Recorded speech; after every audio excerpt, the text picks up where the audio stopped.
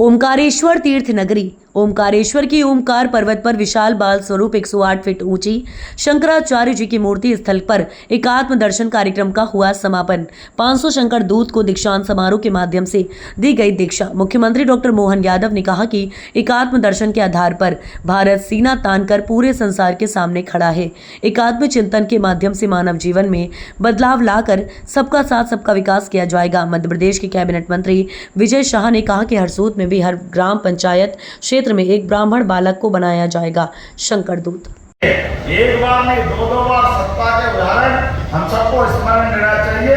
ये तो शंकराचार्य की परंपरा है कि जब भगवान श्री राम का निर्णय होता है तो उसको भी पूरे देश को एकजुटता के साथ लेते हुए अयोध्या धाम को जगमगाने का अवसर दिया है यशस्वी प्रधानमंत्री के माध्यम से।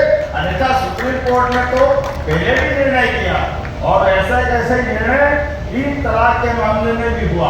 तो न्यायालय की भी हमारी जो मान बढ़ाने का काम सरकार के माध्यम से होना चाहिए।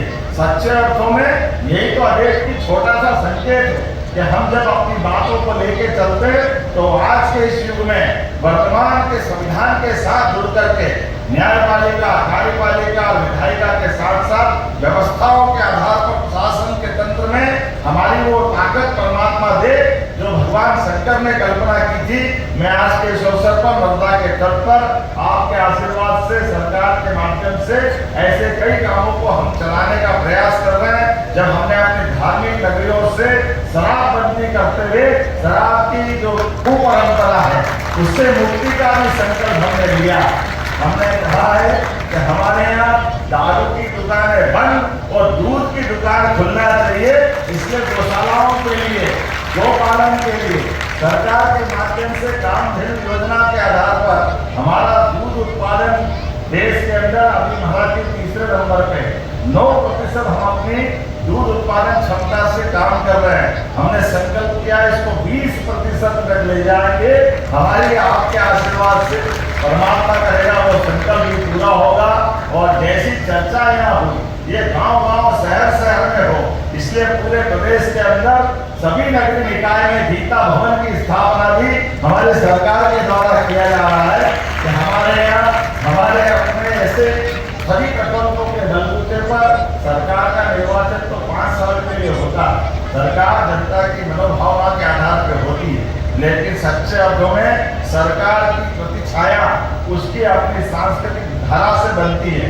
इसलिए हमारे सभी सांस्कृतिक पर्वों को भी हमने धूमधाम से सरकार के साथ मनाने का निर्णय किया।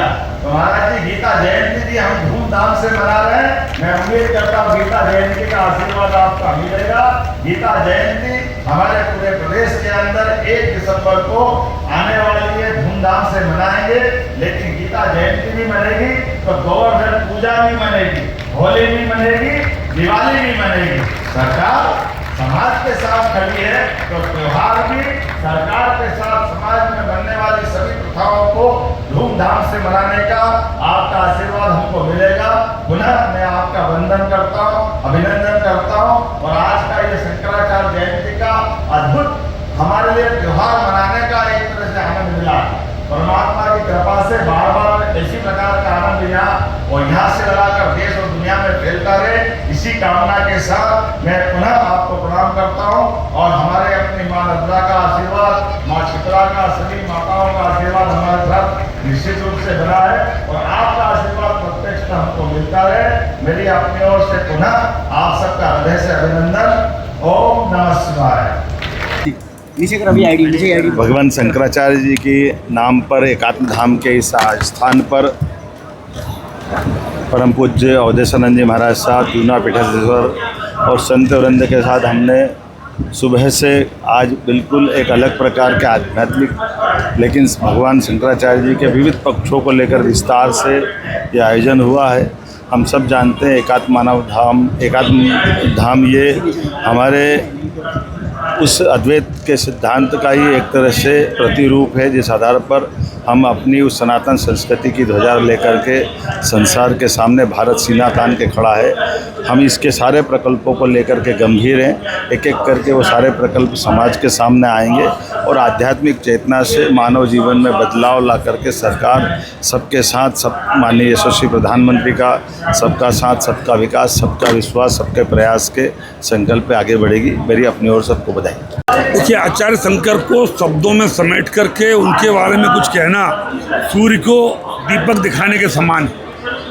हम केवल एहसास कर सकते हैं, हम केवल मनन कर सकते हैं, उनके बताए रास्तों पर चलने का प्रयास कर सकते हैं। लोगों को जो उनके मार्गदर्शन में दिशा दी है, अब समय आ गया है कि हम इस युग में उनके बताए पदों पर चलते हुए, रास्ते पर चलते हुए, पथ पर चलते हुए हमें हर पंचायत में एक शंकर दूत के लिए आगे लाना पड़ेगा। और हमारी इस भारतीय संस्कृति, सभ्यता और संस्कार के लिए अब ये जरूरी है कि एक हमारा एक ब्राह्मण पुत्र, एक ब्राह्मण पुत्री जो हर पंचायत में उसको संस्कारित करके और समाज को आगे ले जाने का ये कार्य अब आने वाले समय में हम हरसूद से शुरू करने वाले हैं। हर पंचायत में एक गरीब ब्राह्मण का बच्चा हो चाहे अमीर ब्राह्मण का बच्चा हो, उसको संस्कारित करके और शंकर के रास्ते पर चलाएंगे ताकि हम रहे न रहें। जैसे स्वामी जी ने कहा है, वो दिशा देगा, उस पंचायत का दिशा मार्गदर्शक पैदा करने की और काम कि यहाँ से हम लोग कुछ ले जा रहे हैं। अब इसको कितना पैदा हमारे खेतों में होगा, जो हम हर पंचायत में एक शंकर पैदा करके उसके रास्तों पर चलने का प्रयास करेंगे।